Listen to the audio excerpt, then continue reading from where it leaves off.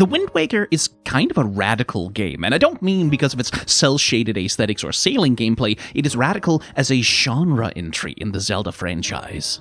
Fantasy has a tendency to be conservative as a genre. Not in the sense that it would vote Republican if it was a person, but the tropes and the conventions of the genre tend to revolve around restoring and preserving a status quo, conserving something. Think of Aragorn, who must reclaim his hereditary place as true king of Gondor, or 1,000 other narratives about wayward royalty being restored to their rightful thrones. The divine right of kings and hierarchies of power and chosen ones ordained by fate or the gods to steer the course of the world are common features, and you see this all of the time in the Zelda series. Once upon a time, the world was in balance, but then the evil Ganon, or Ganondorf, Avati, or whoever sets a plot in motion to subvert the Hyrule royal family and seize power. And then it is up to the good hero Link, who is good because he's chosen by the gods to be good, to go out on an adventure to restore the world to a better past status quo, which usually takes the form of protecting the rule of the Hyrule royal family.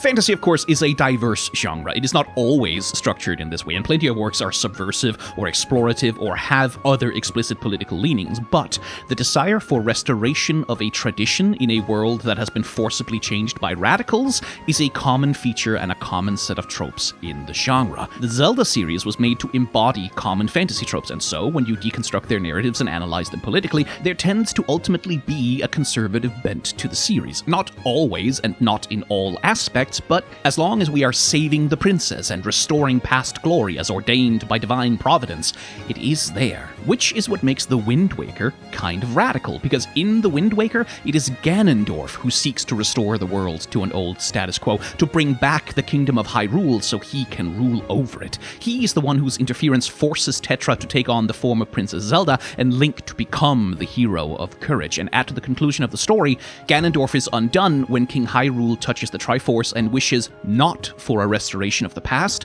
but for the birth of a future, a new future, which Link and Tetra get to choose for themselves. Even when Tetra proposes that they could build a new Hyrule somewhere on the waves, the king says no. Build your own land. And so, Hyrule and the king and Ganondorf and the Master Sword and Tetra's Zelda costume are all swallowed by the waves forever, and the past and all of its glories are abandoned for the chance at something new. And then the sequels / spin-offs kind of ended up going back to the old fantasy tropes after that, which, that's kind of a pity. But the Wind Waker and its narrative remains radical as a part of the Zelda series.